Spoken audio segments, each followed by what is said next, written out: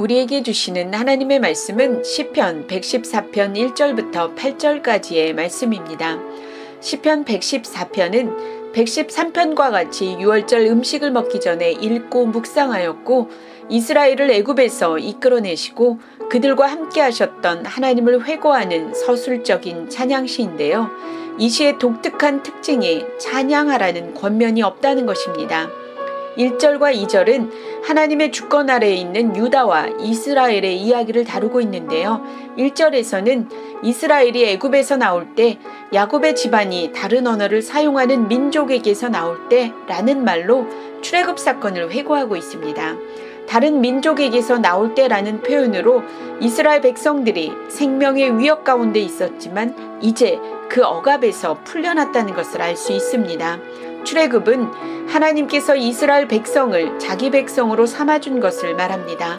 출애굽은 언약 백성으로 이스라엘이 새롭게 태어난 것을 의미합니다.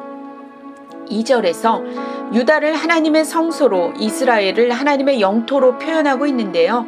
성소는 하나님의 임재를 상징하는 곳으로 하나님의 선택으로 말미암아 하나님의 백성과 함께 계시다는 것을 의미하고, 하나님의 영토라는 것은 이제 하나님의 소유가 되었으므로 다스림과 통치를 받게 되었다는 것을 알 수 있습니다. 1절과 2절에서 출애굽 사건을 통하여 하나님의 언약 백성으로 하나님이 임재하시며 하나님의 다스림과 통치를 받게 되었다는 뜻입니다. 큐티의 안목의 청자 여러분, 우리는 하나님의 언약 백성인가요?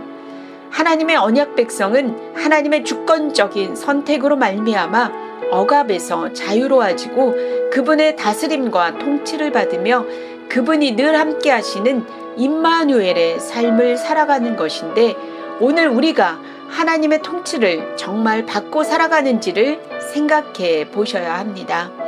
머리 대신 예수 그리스도의 통치와 다스림을 받으며 살아가게 되길 바랍니다.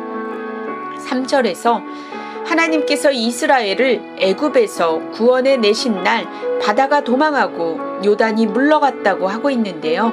바다는 출애굽기 14장의 모세의 홍해 사건을 말하고, 요단은 여호수아 3장의 요단강 사건을 말합니다. 4절에서 산들이 뛰었다라는 표현은 자연도 기쁨으로 반응하고 있습니다. 하나님의 대적자들은 혼돈으로 두려움에 도망가고 하나님의 통치 영역은 기뻐서 뛰놀게 됩니다. 5절과 6절에서 홍해와 요단강은 두려움으로 혼비백산하여 도망가고, 산들은 왜 기뻐하며 춤을 추는가에 대한 대답을 7절과 8절에서 하고 있습니다. 새번역은 이렇게 기록합니다. 온 땅아, 내 주님 앞에서 떨어라. 야곱의 하나님 앞에서 떨어라. 주님은 반석을 웅덩이가 되게 하시며 바위에서 샘이 솟게 하신다. 아멘. 바다가 물러가고 땅이 떨게 된 이유는 7절에서 하나님의 현현을 목격했기 때문입니다. 그래서 그들이 도망갔습니다. 8절에서는 반석과 바위에서 샘이 솟아나게 하시는데요. 이 사건은 민수기 20장의 무리바 사건입니다. 광야에서 물을 내신 것은 하나님의 전능하신 능력을 나타내는 놀라운 이적이었습니다.